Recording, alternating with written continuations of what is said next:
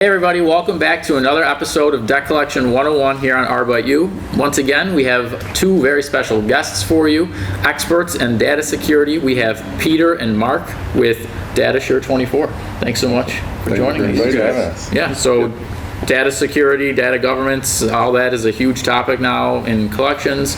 It's something that's come up more than ever in these past couple months with our clients. So we thought this was a really good thing, bring you guys on, and we've known you forever. We use you for our stuff here. So I guess for anyone watching, give a little bit of a history for you two. Sure, I can give that. DataSure actually came about from a company that was called Shatter IT, and we were doing technology primarily. And recently, last 3 to 4 years, we started migrating the company to more cybersecurity focus. And what we wanted to do is take what we had in building a 24/7 ability to respond to technology, to set that up for security. And so in doing that, we also felt we could leverage the guy sitting next to me, Mark's experience of close to 20 years in security, auditing, and at a very high level in the government level. So what we're focused on from a business standpoint is really helping that small to mid-sized companies that are having to deal with the huge amount of regulation and need of being very secure, but may not have the resources internally that they can actually afford that. So we're kind of that outsourcing of that security at a very high level. Cool. So can you guys tell us a little bit about the data landscape right now and what DFS regulations are already in place for the financial service sector? Sure. Data has been an interesting thing because years ago, security was all about servers and your assets and things like that. And up until recently, that's been the mindset. But it's changed to the point of it's really all about the data. So there's been this realization over the years. And when someone gets compromised, the first question everyone always has is, what happened to the data? So it's been interesting in seeing this change in the data landscape. Everyone is overly sensitive, hypersensitive, for good reason, about data itself, and no longer about servers and things like that, really the important stuff. DFS specifically has been very interesting in that it's a regulation that, in a sense, from my perspective, in dealing with a lot of security regulations and standards, they kind of cherry-picked all the juicy security stuff from all different regulations. In a sense, it's a combination of a rifle and a shotgun all together. It's very, very specific all over the place. So one can't necessarily very easily build a thorough and comprehensive security program just looking at DFS and just following DFS, because again, it's some cherry-picked, highlighted stuff. But the nice thing about DFS is it is very data-centric. It is very data-oriented. So a lot of the protections are about the data. Cool.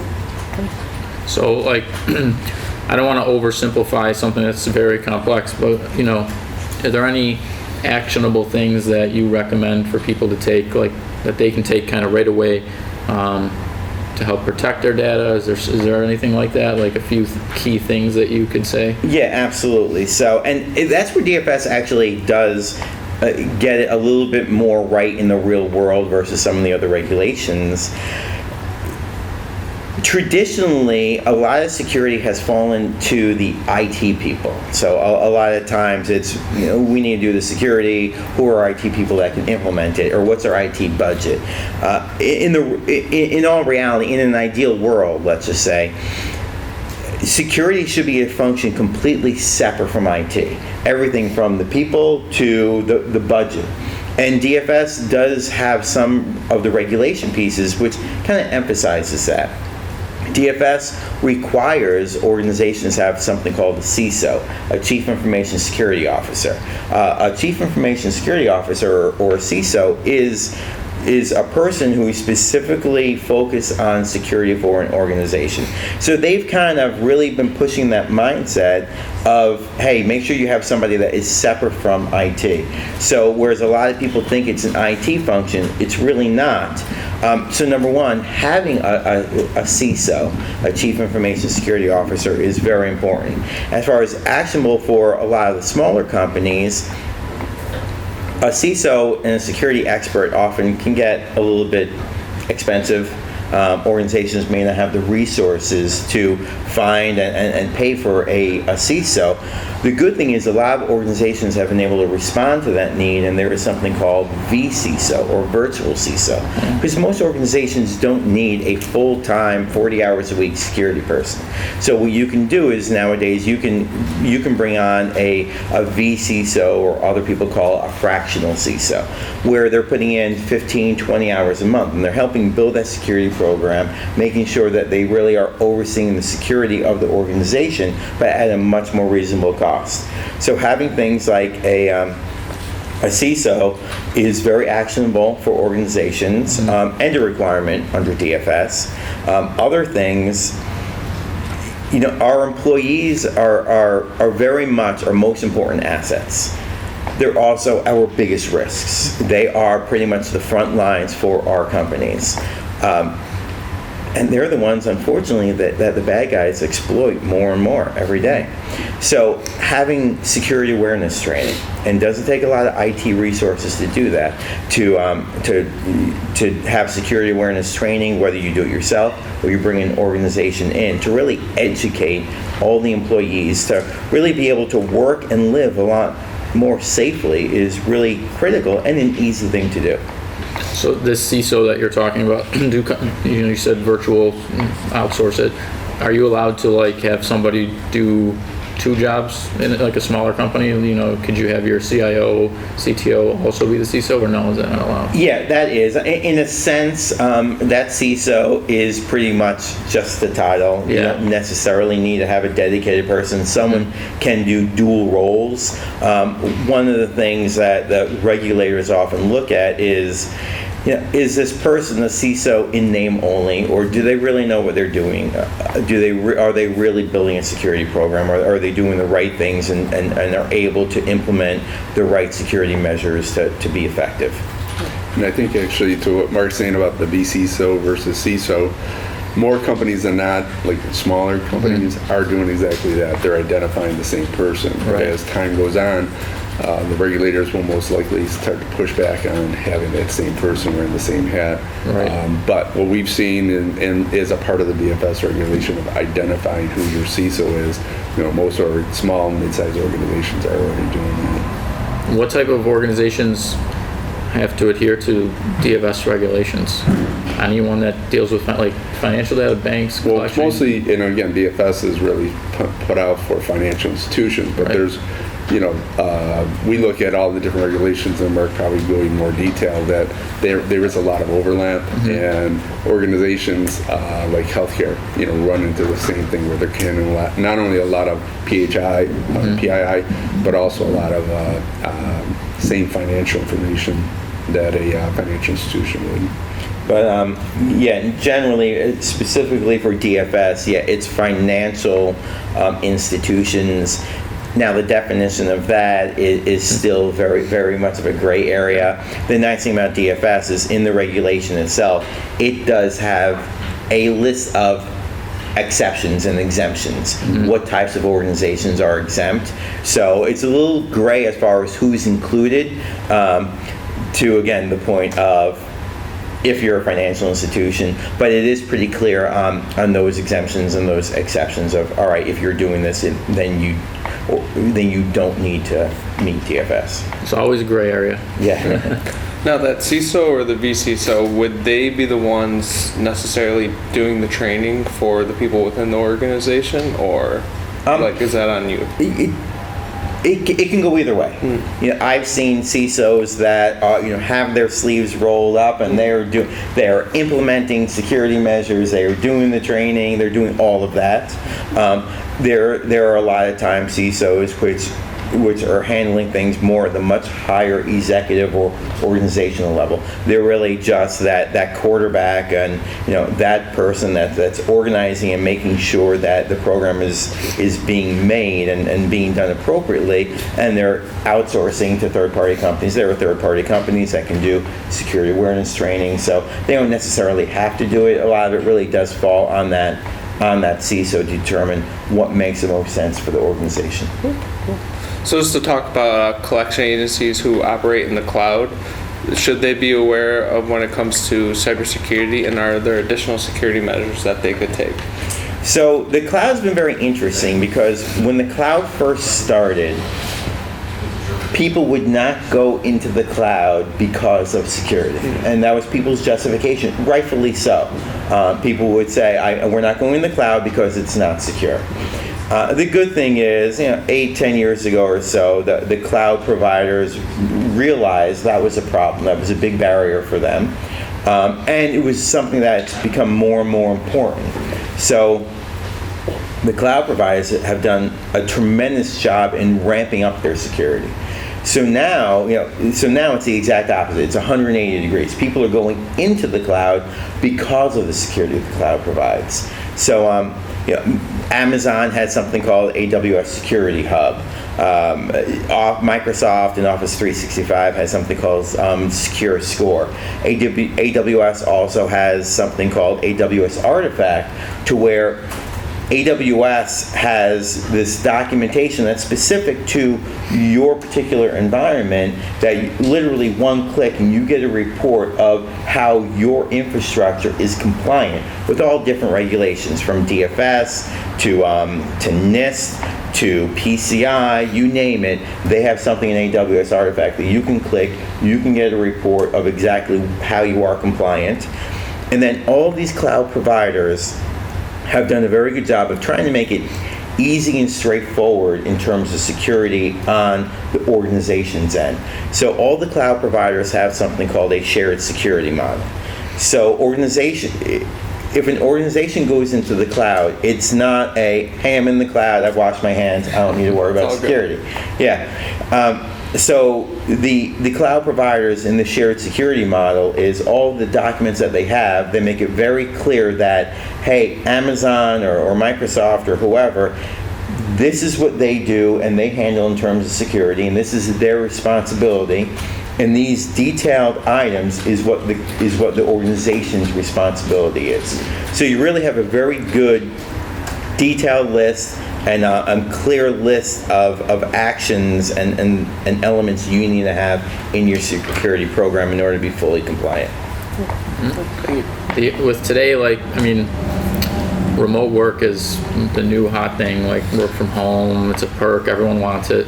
How has this I imagine it's affected this a lot, but how has it made it harder? Is it, is there... Yeah, it's a mess. Yeah. They have, it's introduced a lot of complexity. Yeah. But again, I think that because security really has become the forefront for a lot of people's thinking nowadays, there are solutions in place that really do cover a lot of that. So number one, the first question is, am I able to have my employee with their laptop out on the road, am I able to have them secure, period? So the answer is, yeah, there's definitely pretty reasonably priced, easy to implement options to make that device and those people secure remotely. You're able to deploy things called HIDs, host intrusion detection software, on individual machines. So you're able to install kind of like mini security software on everyone's laptops or tablets or things like that, which gives a lot of visibility to the main organization. So the main organization can see into that laptop. That laptop is looking for any possible security concerns and reporting that back in real time. So through a combination of the security solutions that people are able to implement on mobile devices, all the way to the fact that there are other other solutions in terms of access. Nowadays, I think people don't think about using a mobile device without a VPN. So nowadays it's just become commonplace. I remember not too long ago, people would just get on their laptop and just use a remote desktop or whatever technology and just remotely access their main systems. Nowadays, it seems like everyone says you need to at least have a VPN, and that's and everyone's used to it now. So there are a lot of access technologies which are easy and in place today for securing that communication, and then that endpoint, there's a lot of easy technologies. So we kind of touched on this earlier with the CISO training and everything, but what can you do to raise awareness about data security within the organization? Sure. So, awareness is all about education. The most important thing that if you read the books about security all the way to just look at real life, security, I can tell you that success or failure of any organization security program is, do you have executive buy-in? That is the number one most important thing. You need to have the executives buying in that, yes, security is an important and a core part of our organization. So if the bosses, the CEOs, the presidents are talking about this all the time with the employees, it's going to trickle down to the employees, because it really is a culture and a mindset of security. So that culture always needs to be driven from the top down. So things that can be done to increase awareness is, number one, have that executive buy-in, have the executives pushing this down and really believing in it and not just kind of giving lip service to security. And then the next thing is doing that, as we mentioned before, that security awareness, having that training with the employees and making sure that they're safe. And what we've seen is when you're providing that education to the employees want to know more. They really do. They don't want to be a cause of concern to companies. So they want to learn this stuff, and they do realize more often than not it helps them in their personal lives too, because this security doesn't just touch them in the office. This security and this information they're learning is going to help them protect their credit cards at home, when they're shopping on Amazon, paying their bills and things like that. One thing I would just add for security awareness training is that we see this more times than not. There's some great software out there that helps organizations kind of stand up and start a program. What we found is that it's probably the hardest part is probably to what Mark has said, the buy-in. Not only the buy-in, but that follow-up. Because once you buy that software to make sure that it's being done on a regular basis, more times than not, we see that, we bought the software last year, we maybe ran it once or twice, but they don't set and implement an actual program that is constantly, monthly at least, using it to their advantage of being able to basically secure, the employees. Because they think they buy it, and once they have it, they're good, they're secure, no worries. We do it once, and then you paid a lot of money for that software typically, and if you don't keep using it, and that's where organizations like DataSure and other organizations that are focused on just security, sometimes we step in and we'll continue what they started, just so that it is an ongoing process. I think it was the G.I. Joe quote of knowledge is power. I think it was G.I. Joe. And that really is important when we're talking about this education piece. And one of the things that I talk about, it's a little bit more on the technical side, but I believe in order to have awareness of a problem, you need to know you have a problem. Yeah. And so a lot of times I tell organizations, even though it's a little bit more technical than some of the stuff we talked about, having an assessment, a security assessment of your organization is really important. Because suddenly, it's amazing, like if we'll go in and we'll do a security assessment of a company, and we give a list of all these findings, and we work with them a plan of how to remediate them. And when they see all of these gaps in their security, it's amazing when you just see their eyes just widen, and then suddenly they get it, they realize, wow, there are security issues, there are concerns, and we do need to increase our awareness. So it's kind of a little bit of a shot in the arm that organizations have by doing an assessment, because suddenly things change very quickly in an organization. Yeah, it's like, I feel like security is one of those things where people don't realize the magnitude of it until it actually happens to them. Yep. And it's like, then they're like, oh, I wish I had that. And by doing an assessment, you're able to show the magnitude and show the problems Yeah. before the bad guy has gotten Right. in. Yeah. We've heard it a lot, and at many different levels. Everyone says it's not a matter of if, but when. Right. You know, you're going to have an incident that you're going to have to deal with, and it's kind of like, okay, do we take the steps in advance so that it's not something that's going to be significantly impacting your business?